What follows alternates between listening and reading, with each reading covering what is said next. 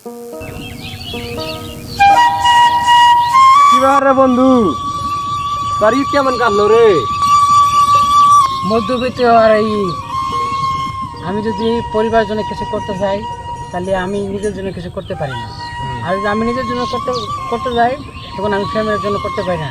তারপর আলহামদুলিল্লাহ অনেক ভালো কাটছে বন্ধু। তোর কেমন কাটছে তুই ক? আমার আবার ঈদ বন্ধু, আমরা তো বলতে যাই, আজ তো নাই, দিনও নাই। কেন বন্ধু, তোর কী হয়েছে? কষ্টের কথা কাকে বলি, কষ্টের কথা যাকে বলতে যাই সেই আমার সাথে মজা লয়। কেন কী হয়েছে বন্ধু? আমারে ক, সমস্যা নাই, আমি কষ্ট দূর করে দিব। ওই যে আমরা মধ্যবিত্ত পরিবার, বুঝছো, সেই কারণে আমাকে নিয়ে মজা লয়, সেই কারণেই কিছু বলতে পারি না।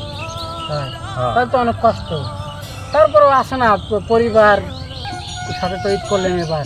না, পরিবারের সাথে ঈদ আলহামদুলিল্লাহ অনেক ভালো কাটছে।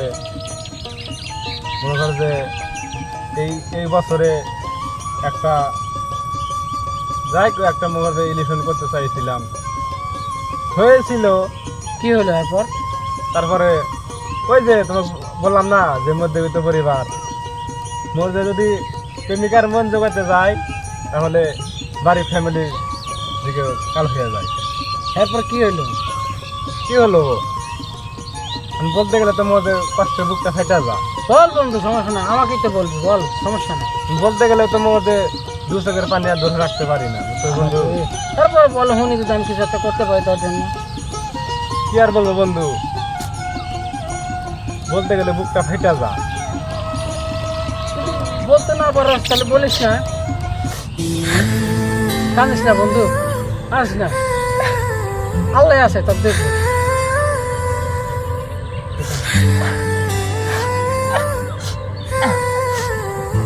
দেখো বন্ধু, আমি এত বলছি আমার একটা প্রেমের কথা শুনলাম তোমার, এটা আসলে আমার এটা প্রেম না, ধরবে গেলে আমার মনের আবেগ, বুঝছো।